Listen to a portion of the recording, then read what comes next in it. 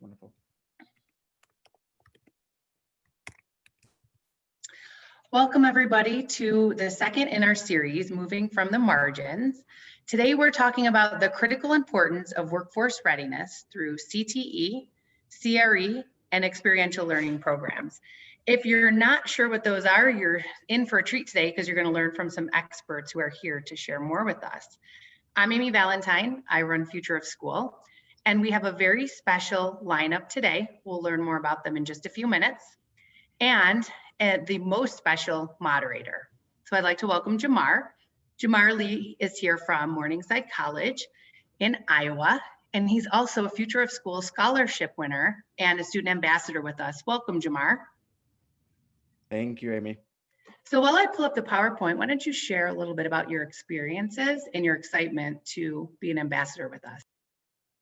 Yeah, I think that takes me down memory lane from my time at Iowa Big, which is what we call a learner-centered program in Iowa. Cedar Rapids, Iowa, which conjoins the 3 local districts, brings the students together into this program where they are working on passion projects to solve real-world issues in our community. And I really got involved in blended and online learning when I took my gap year between high school and college, where I was completing high school courses, served as a fellow with Education Reimagined, an intern with a utilities company called Alliant Energy, and a founder of the Minnesota Learner Center Network. And through all of those, that was a very organic, blended, and online learning experience. And so I've seen the relevance and importance and the true impact it can make on learners like myself. And so I want to support it and continue to support it and elevate it in any capacity that I can. So. Well, wonderful. And we're so lucky to have you as one of our student ambassadors, Jamar, and appreciate the time you take to moderate sessions like these. Everybody loves to hear from students, especially right now when we're in an environment where we're literally reimagining and redesigning our education system. So super excited to have you, and we're going to have you go ahead and introduce our panelists tonight and just give a little overview of what we can expect. Well, thank you, Amy. I'm honored to moderate, like I said earlier, and eager to jump in and hear from our panelists. And so first up, we have Dr. Sean McAlmont. Dr. McAlmont serves as a president of Career Learning Solutions at K-12 Inc. and manages the company's fast-growing career and workforce development programs. As part of K-12's executive team, he is responsible for expanding the company's workforce development programs for secondary education to adult training. He also oversees corporate partnerships, strategic higher education relationships, and K-12's B2B Learning Solutions division. Thank you for being here, Dr. McAlmont, and I would like to open it up for you to share more about your work in CTE and CRE. Thanks, Jamar. I really appreciate the introduction, and I'm very excited to be a part of the panel today. Just as a point of just I guess additional background, I was an athlete in college, and I noticed that someone in the chat is from Salt Lake City. I went to a school called BYU, and I went early on a track and field and football scholarship. And like many other student athletes, was always thinking about my sport and how I could achieve as an athlete. But I got good advice early on that I really needed to think about a broader career. And so I was always on that spectrum. And I found that if you have good career advising along the way, no matter what your interests are, you can have a view of where you'd like to be career-wise. And so shortly after that athletic experience, I became an advisor at BYU, and then I went on to Stanford to do the same thing. And since then, I've been involved in some way, shape, or form, advising or managing and working in career readiness and career learning. And so what I thought I would do today is just I know we have just a brief moment to do these introductions, and so I thought I'd give a quick overview of what we're doing at K-12. So if you look at K-12 on the whole, I think many of you know K-12 is like a service provider and holding company of a lot of different services provided to lots of different schools and students. We have almost 200,000 students today being educated on the K-12 platform. And that's not including all of the district partnerships that we have. I think we have about 150 school districts tapping into some way, shape, or form into the K-12 platform. And so there's lots of students and people in the platform. And by the way, last year at this time, that number was probably about 120,000. So you can see the impact of COVID in a short period of time, sending people to K-12. Jamar, if you go to the next slide, or Amy, you know, what maybe 3 years ago, K-12 saw a need for career training. And ultimately, we saw some industry trends. And I know some of our panelists will talk about this as well, but we saw that the gaps between the jobs that were in highest demand and the people that were able to jump into those jobs confidently in a trained fashion was widening. So skills gaps are getting wider. We found that there's real bipartisan appeal for workforce development. I think when Perkins funding at the high school level started moving down and down and down to the 5th grade level, you could tell from a political perspective that there was interest in training people at earlier ages for those skills gaps. And the workplace is changing dramatically. I think that technology is driving change.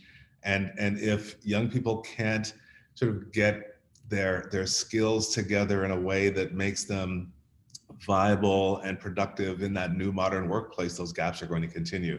So we started assessing what do consumers want? What do families want? And we found a real compelling response to career readiness at the high school and middle school level. And more families started approaching K-12 about those particular options. So our approach is really to put together a multifaceted career readiness experience, predominantly virtually, because that's how most K-12 schools operate, but also face-to-face opportunities to make it blended. So if you go to the next slide, this just really shows from left to right the experience that we put together for our students.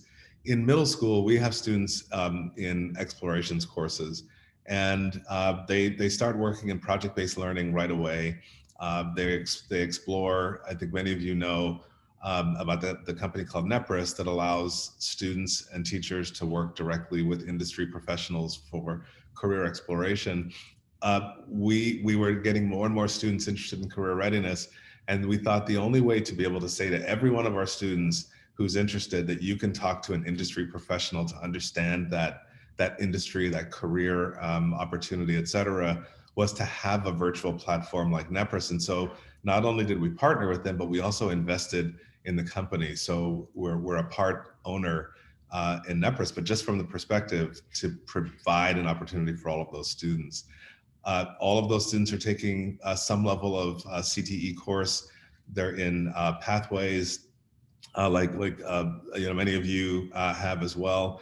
But when we start really delving into project-based learning, we also use Nepris to make sure that the students can not only present their project outcomes back to their class and their teacher, but also to industry professionals. So it's really authenticated work, and it's industry relevant.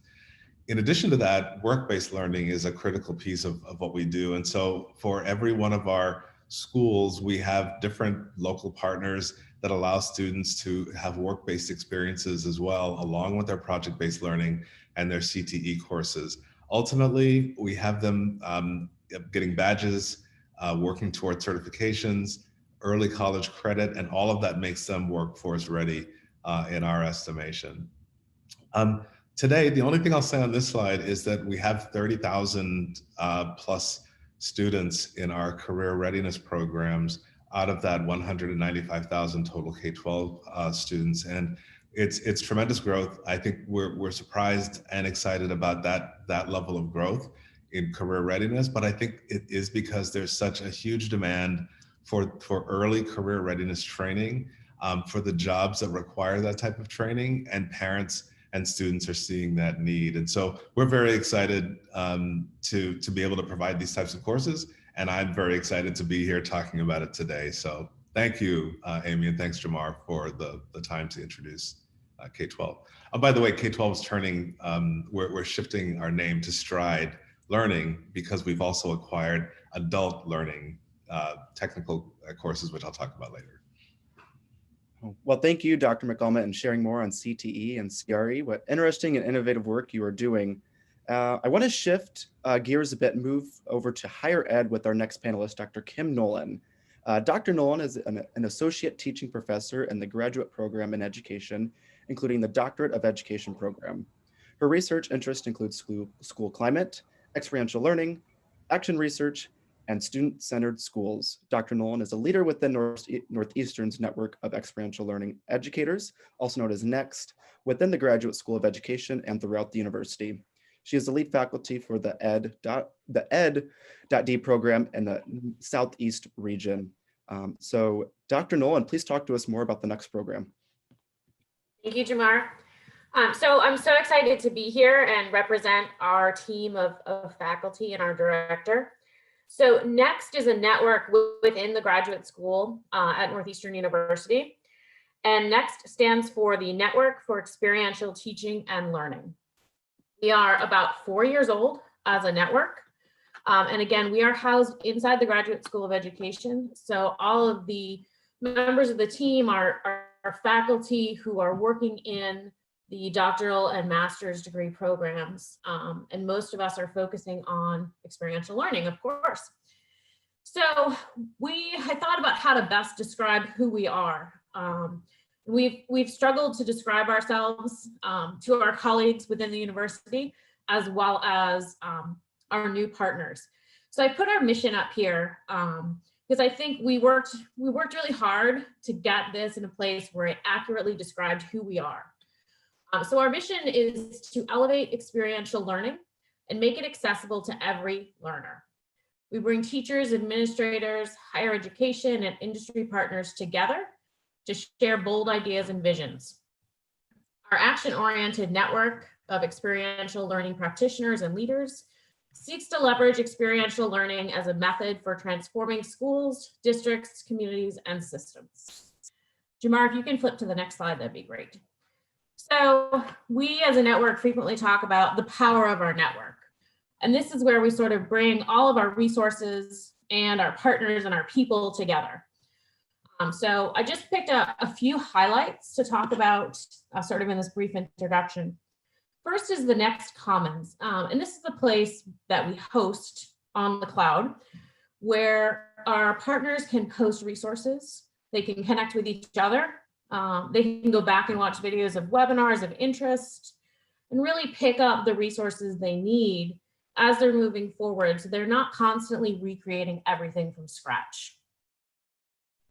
We also have posted some curriculum, and we're starting to put the curriculum together into badging. So we can provide professional development to schools or districts who are interested. And we can also provide teachers badging around experiential learning and what that means to bring it back to their classrooms. Of course, we would have nothing without all of our great partnerships, many of whom are here today. And so we have partnered with not only K-12 schools and other organizations of higher education, but members of industry, members of the community, so that we can really bring together the full spectrum of offerings to help schools put together a great experiential learning program. And so students really can get out in the field of their potential interest and see what it would be like. As a research institution, we are able to do some research in experiential learning. Both our students and our faculty do the research. And I think the important piece there is not just to do the research, but then to take it back into practice. And so to go back to the schools where we've done the research and say, here's what we found and here's what it means. And here's what you can do with it. I think frequently in higher ed, we forget that last piece of taking it back and saying, here's what it means, not just here's what the numbers say. One of the great things that I love are our convenings. I'm responsible for putting them together here in the Southeast at our Charlotte campus. Dr. Unger works at our Seattle campus to put them together, and we all work collectively to get it together in Boston. So we try to have at least 3 major convenings a year to bring people together to start to talk about these problems and how to solve them.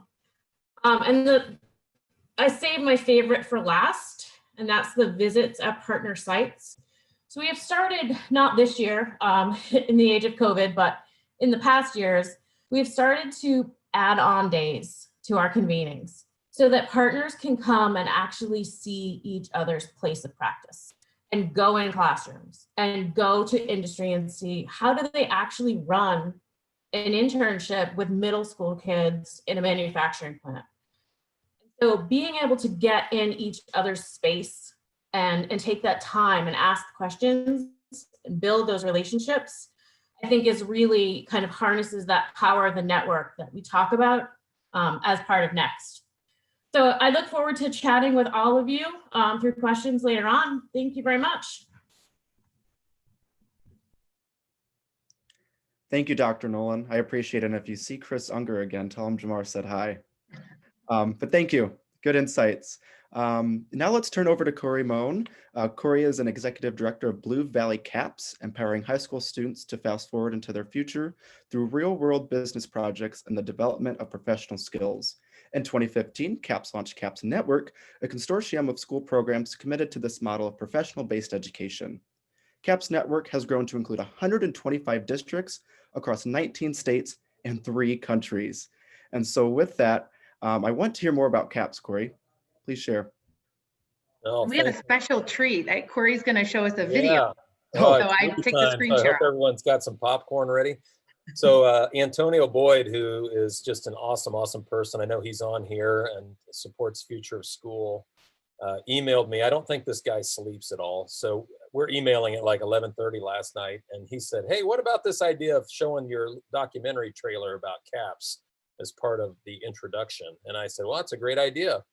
And so I'm going to show you a 2-minute kind of trailer for a documentary that our students co-produced about CAPS and experiential learning and profession-based learning. And then on the other side, I'll just do just a little bit. I'd love to move ahead so we can get to questions too. So let me go ahead and see if we can make this magic happen here. Okay.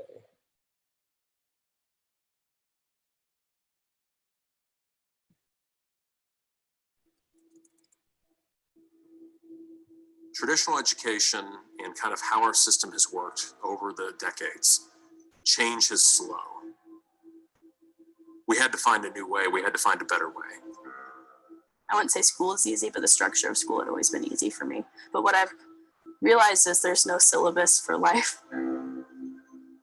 I've never been told I was stupid, but it's just, I've always just told myself that because I've had like data, just F after F after F to say so. And now I have something to say against that. Does school really show your talent or how much you're worth? I believe that we all have our individual pursuits and passions that we have a duty to share with the world. Us being in the leadership role of you can do this, or having people motivate us and that you can do this, not just, oh, you're just too young because you're still in high school. I think the adult world will be shocked by what high school kids, what they're capable of if they're given the chance to do real things. That opens up a whole world. Isn't that the dream that every teacher has for their students, is that your students become productive members of society and really go out and make a mark on the world?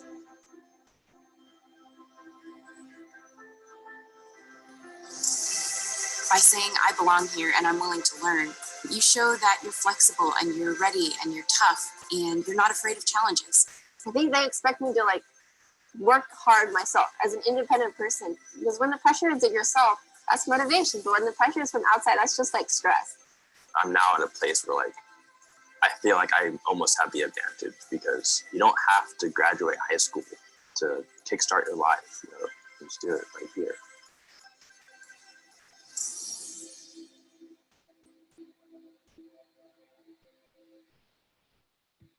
All right. Now I got to figure out how to make sure that sound doesn't come back. So I stopped sharing. I think you should be able to pull the slides back up. Perfect. So that just gives you a kind of an overview of what we're all about. Jamar, I'm guessing you see a lot of similarities with what you were able to do at Iowa Big and getting out in the community and doing relevant work. If we flip to the next slide. So CAPS really, it's all about kind of our why, which is connecting students to passion, really ultimately trying to get to what purpose we all want to serve. Every human, every student has something deep down that drives them, that is part of what they want to bring in terms of benefit to the world. And we want to help kind of narrow the focus of what that passion and purpose might be for every student. We do that through immersion, through professional work, mainly project work. We've tended to move away from full-blown internships. Although we do provide those experiences for students, we very much operate as students as consultants. And we chunk projects from the authentic real world based on their interests, and we allow them to cycle through a series of projects with different industry partners and nonprofit partners. And for us, it's all about allowing this to happen locally, but connecting students globally. If you go to the final slide, when I say connect globally, one of the things we believe strongly in is the ability for us to learn from other hubs of innovation. And so we've kind of expanded the use of this program that started in Kansas City, where I sit right now, back in 2009, and allowed for others to license the model, to connect. And I'll tell you, in the last year, or nearly a year that we've been in this COVID situation, that has been critical for us because it's provided our educators a chance to not only share best practices, but quite honestly, to have people they can lean on when times are tough, and to give their students access to other opportunities, other engagements with professionals, and get on and kind of get involved in virtual projects. So excited to be here. Look forward to the questions and the conversation, and thanks so much. Corey, thank you for sharing another amazing opportunity for career-based learning. Of much of what you delineated that you were offering your young people is what I experienced in my high school journey, and I believe that is why I am sitting where I am today. So keep up the great work. And now we are going to hear from another creative and engaging program from Mike Rilan. Mike Rilan is an architect of Olympic High School's nationally acclaimed career and college-ready model. He has been serving in public education as an encore career for about 18 years. However, he served most of his professional life as a senior executive, entrepreneur, and business consultant at a variety of private sector firms. Mike has been at Olympic High School for the last 17 years. Olympic's 5 career academies have all received the rare and lofty national ranking from the National Academy Foundation of being distinguished. And Olympic is only the 3rd high school in America to achieve this truly rare feat in over 40 years. Of its 600 graduating seniors, over 500 of them will receive a nationally recognized certificate for both being career and college ready. And with all that being said, Mike, please share more about the critical work that you are up doing. Always forget to unmute. So thank you, Jamar. So Olympic High School, we're just a traditional public high school with about 2,500 or 2,600 kids, but it used to be a very, very bad high school. Then in 2006, we did a transition into small learning communities. We received a $1.2 million grant from the Bill and Melinda Gates, and we're part of that movement to create small learning communities.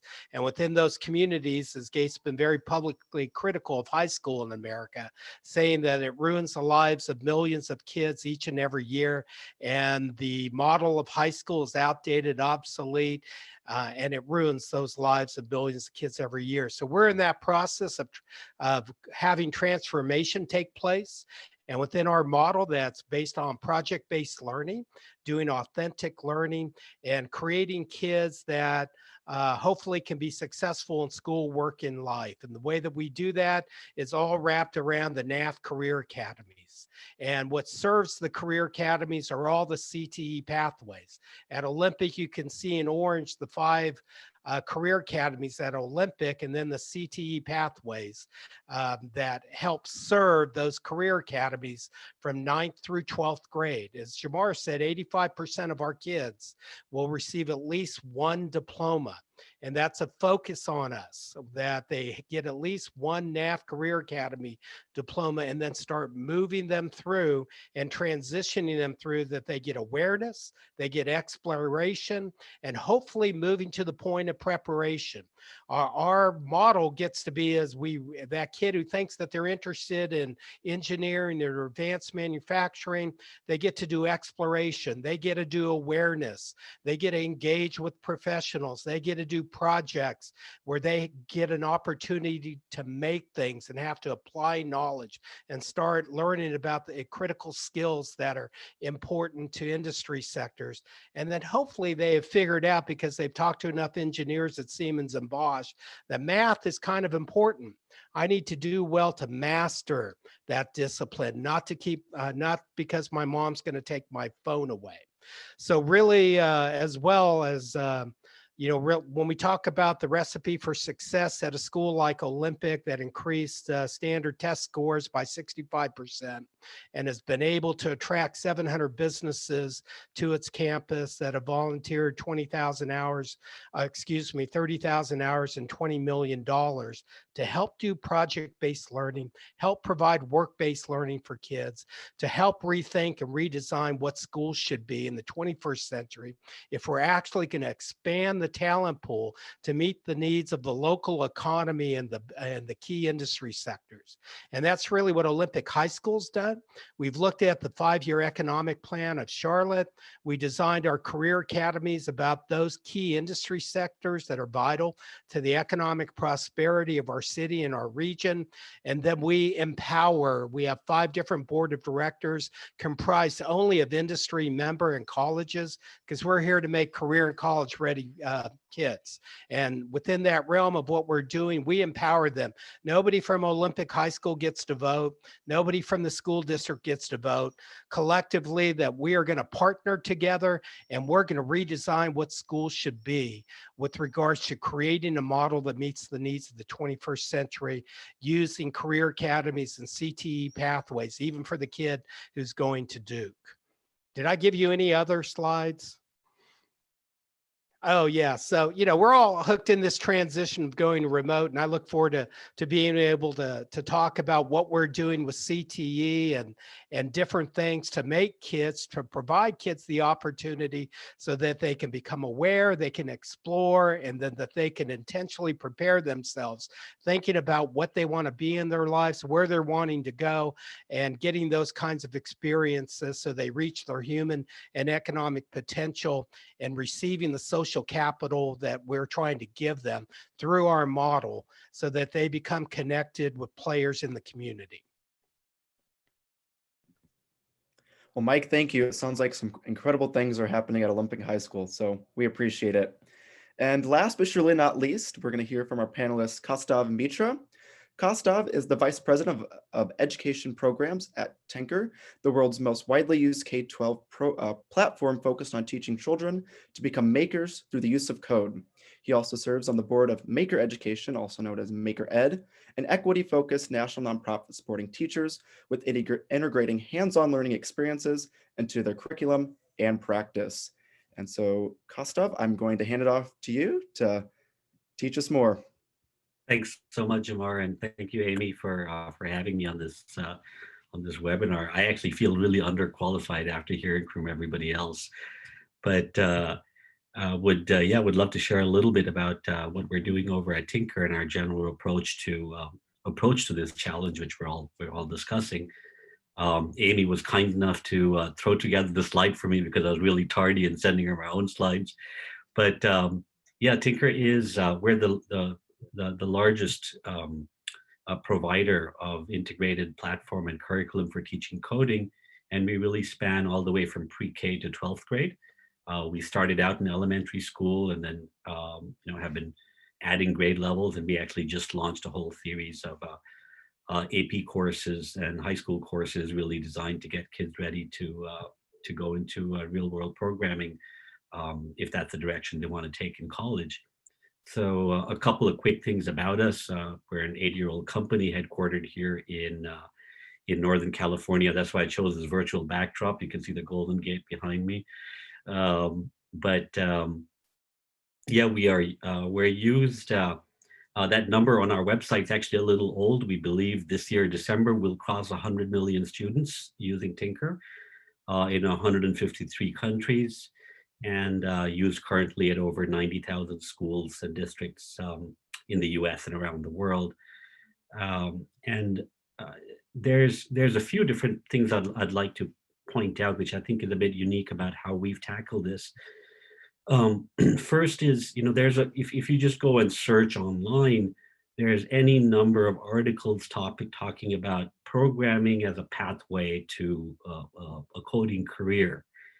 And the general philosophy that we take at Tinker is, of course, there are definitely students out there in high school who, are drawn towards that and want to explore programming as a career. It's a fantastic driver of economic mobility, and can create opportunities for kids which otherwise they may not have. But our general belief is we don't think this is important because any student can choose to become a programmer at Google or Facebook. We don't think that's going to be the destiny for the vast majority of kids out there.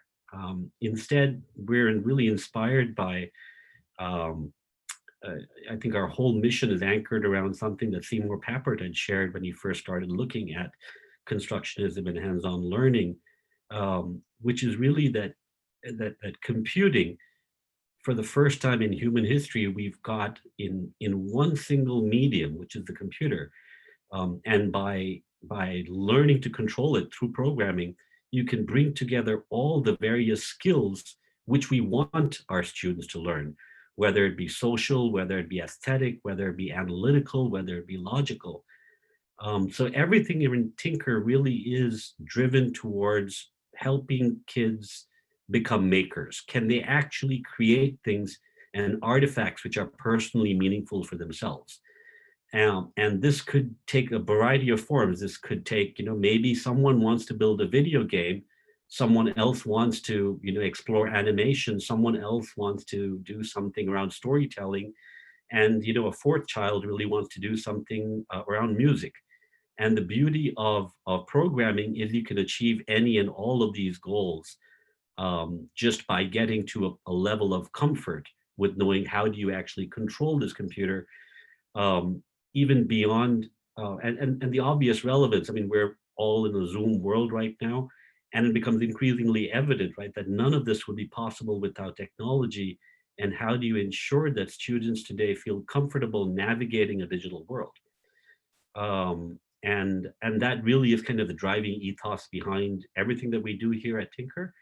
So it really is all about building things, about making things, as importantly about breaking things, right? So as Jamar mentioned, I'm also on the board of MakerEd, which is, the philosophy is very similar. And prior to coming here, actually, I was third hat. I used to run one of the largest funders in computer science education in the country.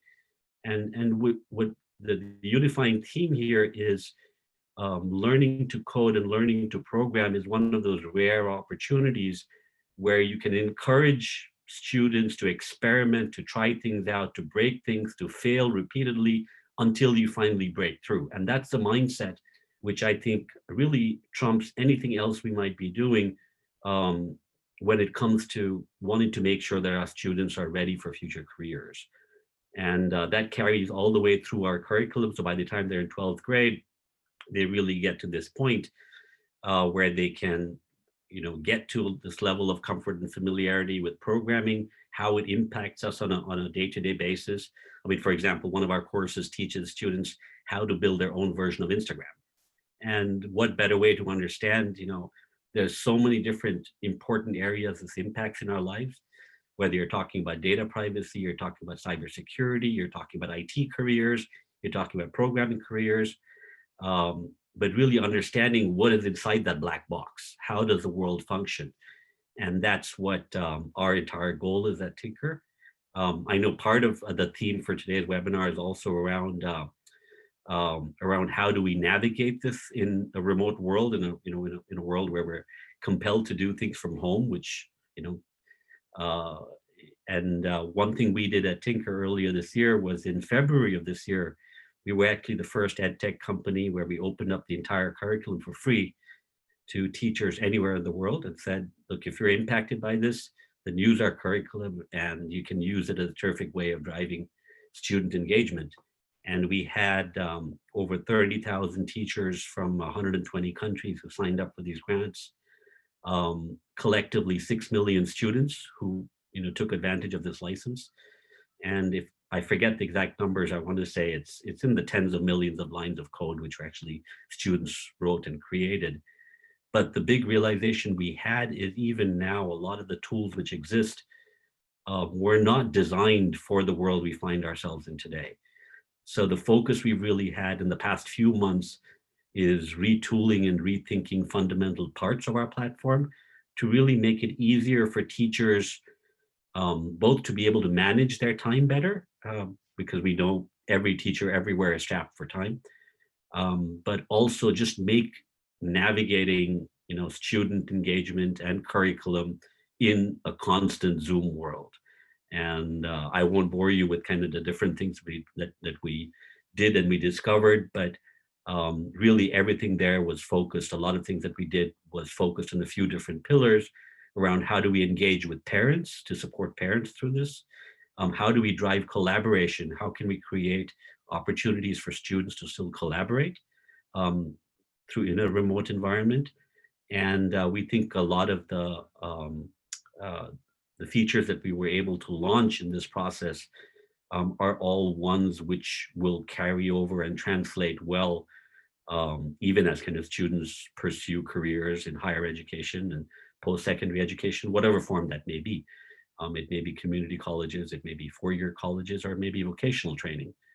But that's kind of the quick overview of what we do here at Tinker, and how we approach the whole, the larger topic, very important topic of experiential learning and how it translates to getting students career ready, regardless of what they might choose to do. They may want to become a vet, they may want to become a dancer, but we think these skills are foundational no matter what it is. So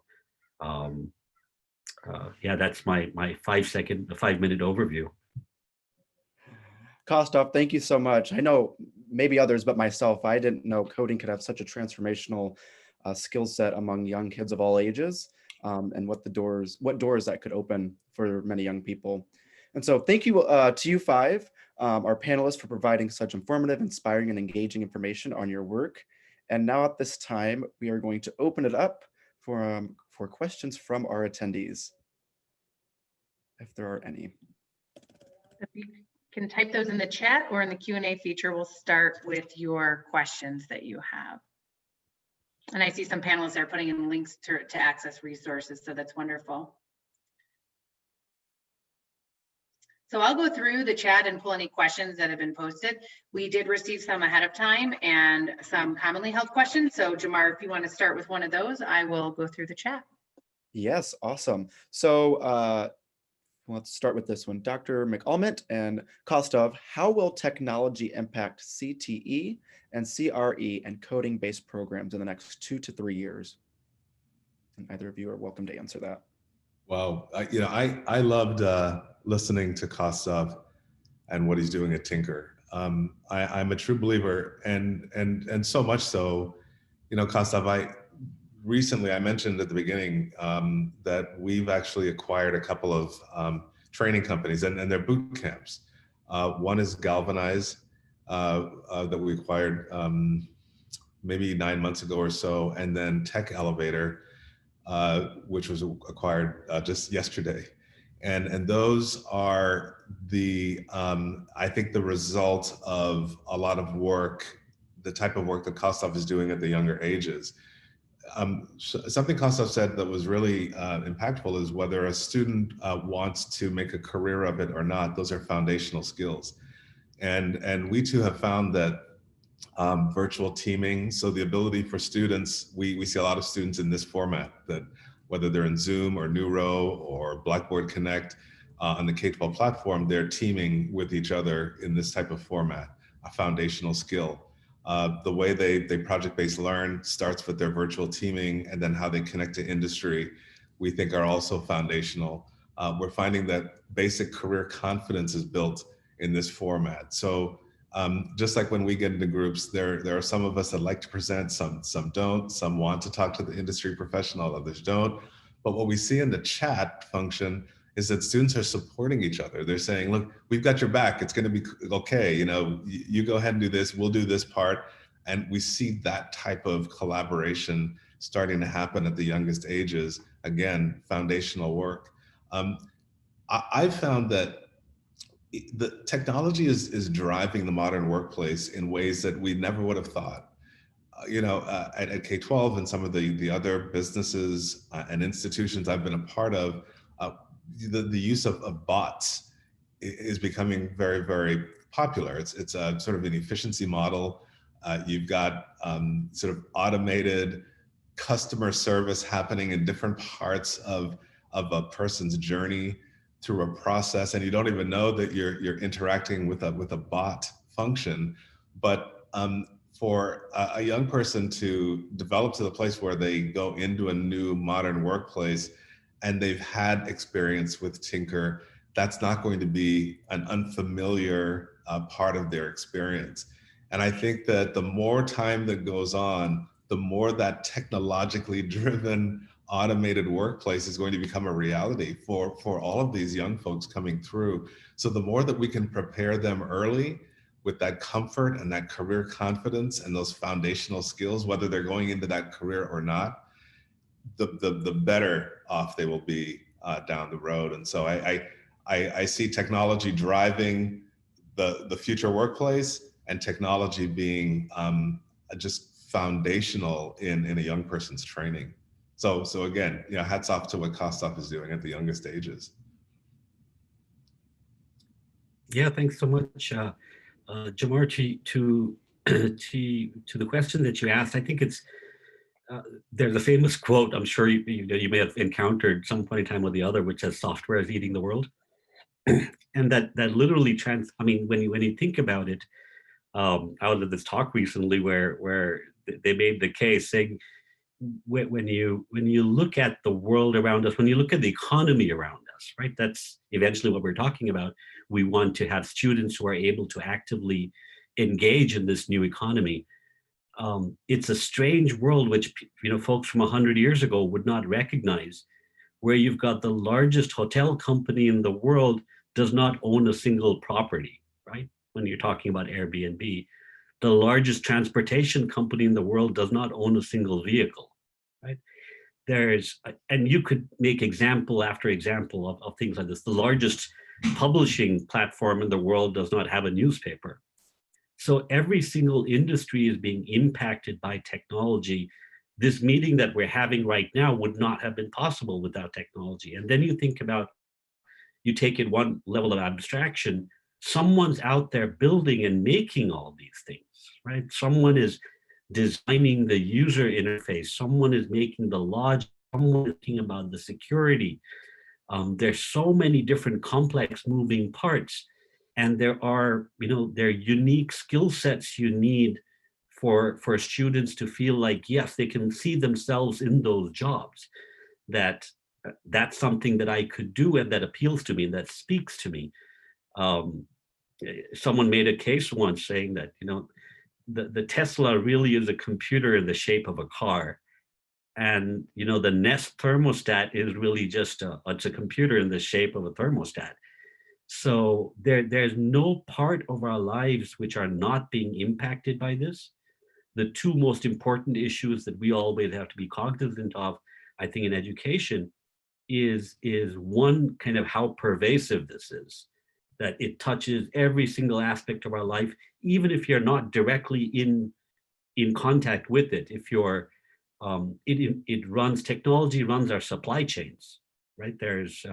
I used to work for a software company called SAP, which is a giant German software company. And they used to always say that no one stops to think about it, but 60% of global trade goes through an SAP system somewhere or the other, right? So that's how deeply we're impacted by this in this world of, of Amazon and Walmart online and things like that. And the second most important, as important, the piece we have to think about it is if we're not actively figuring out how to engage students in this, there are very deep and fundamental issues of equity here that, if some students have access to this and others do not, then we're basically perpetuating a system where large parts of the population will not be able to participate in this economy. And I think so those are two things we always have to be very cognizant of, that in this new economy, are we really creating opportunities that everyone can see themselves as being active contributors and creators in this economy, where technology really is everywhere. Wonderful. Well, thank you both for those insights. And I'm going to head to the chat. Hi, Rebecca. Thank you for being here. You've submitted a question to all. Careervillage.org is a wonderful, oh, just kidding. Sorry. Nope. I apologize so Nope, much. Hi, you're Rebecca. good. There's one right below hers from That's what it Jay. was. Yeah, from Jay O'Callahan. That's what it was in my, okay, Yep. Thank you. Hi, Jay.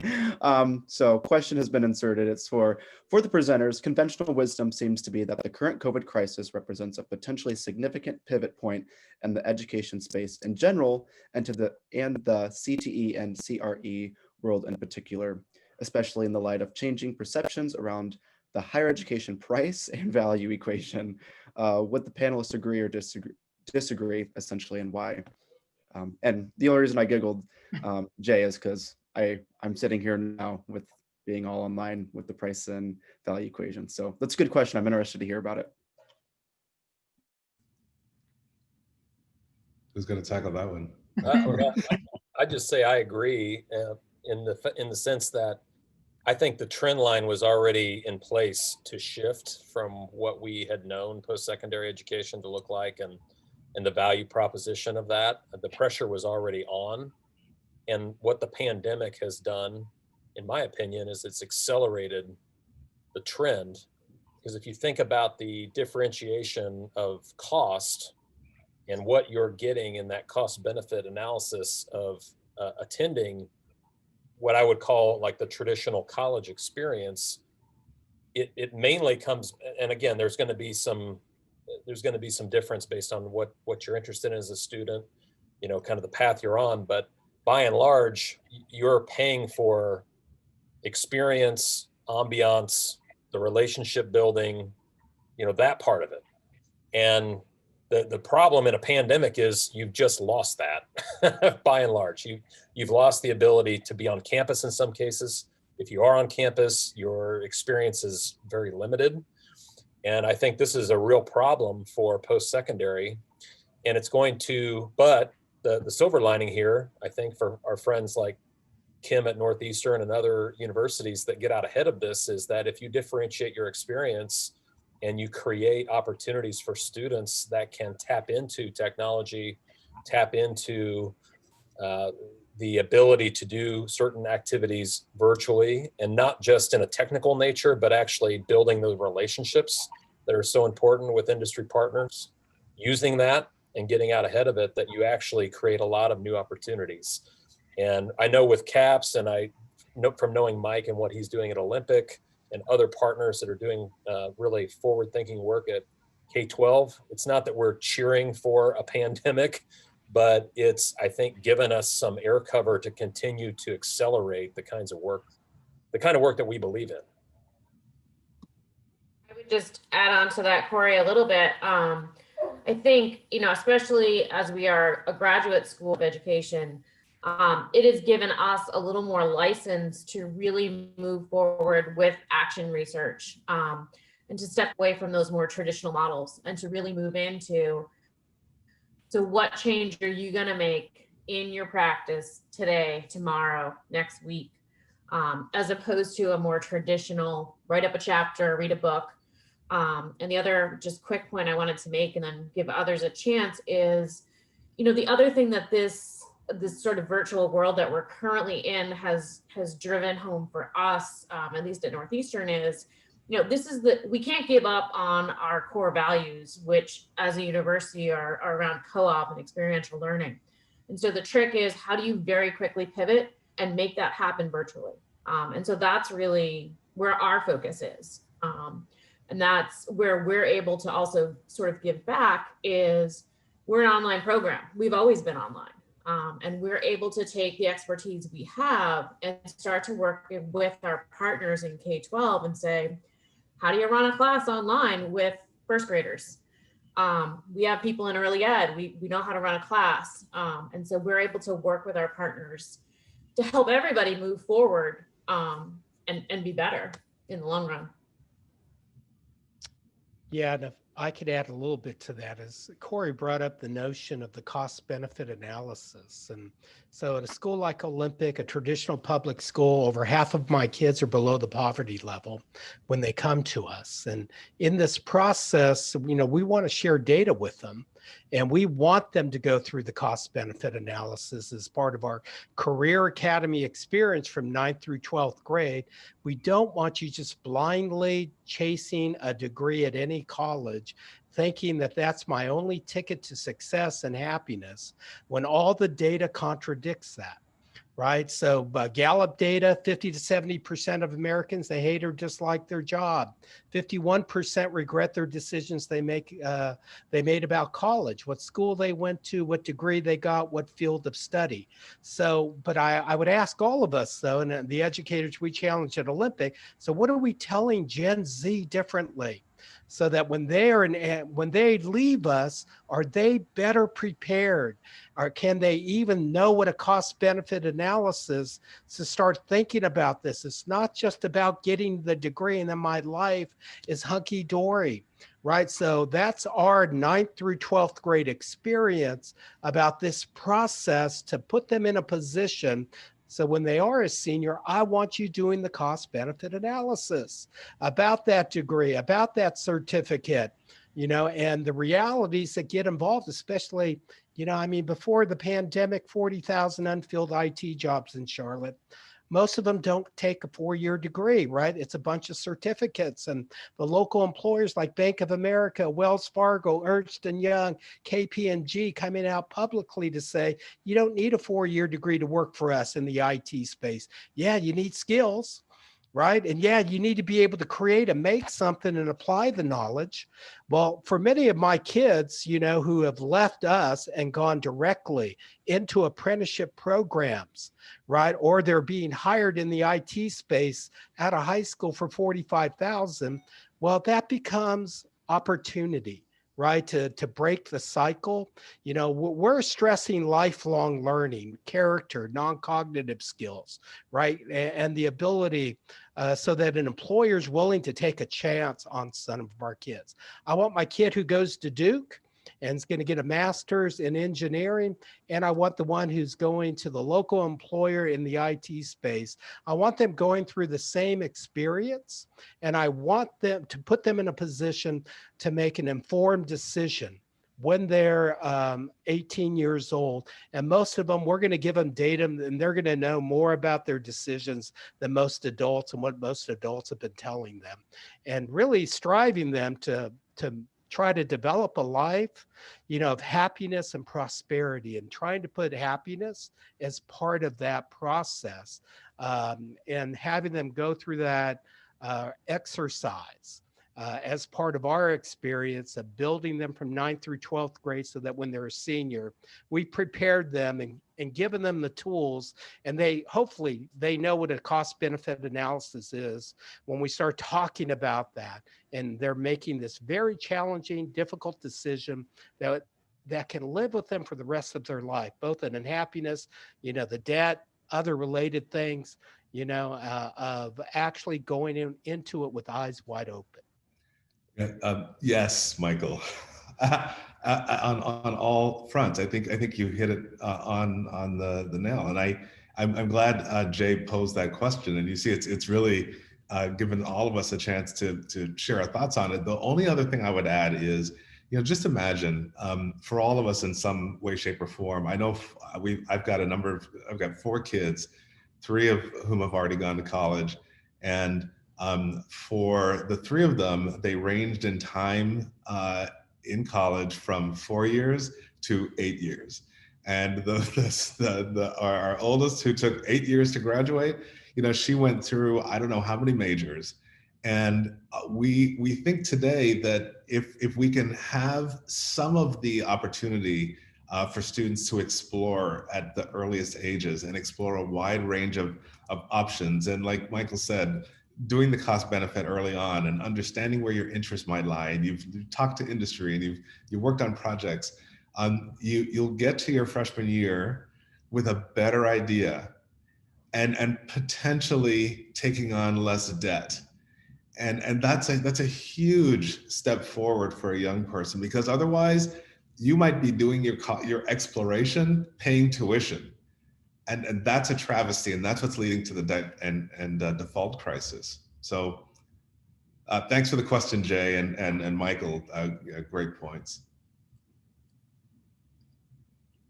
Thank you all for answering that question. I know we're coming up on 6 o'clock Central Time, 7 o'clock Eastern Time. So I want to thank you, panelists, and thank you all for joining us this evening. I hope you all are leaving with a breadth of new insights and inspiration. I know I am myself. Amy, do you have any final words before we conclude? Just be sure to follow us. You know, we're a national organization that's helping to spearhead these conversations and to be an intermediary connecting people, school leaders with resources and with assistance. So follow us at futureof.school. You can find us on social media. Thank you to everyone who came to attend and learn more tonight, to all of our panelists, and to our amazing moderator, Jamar. We look forward to seeing you at an upcoming webinar. Thank you. Thank you. Stay well. Everybody, thanks, Jamar. Thanks, Amy.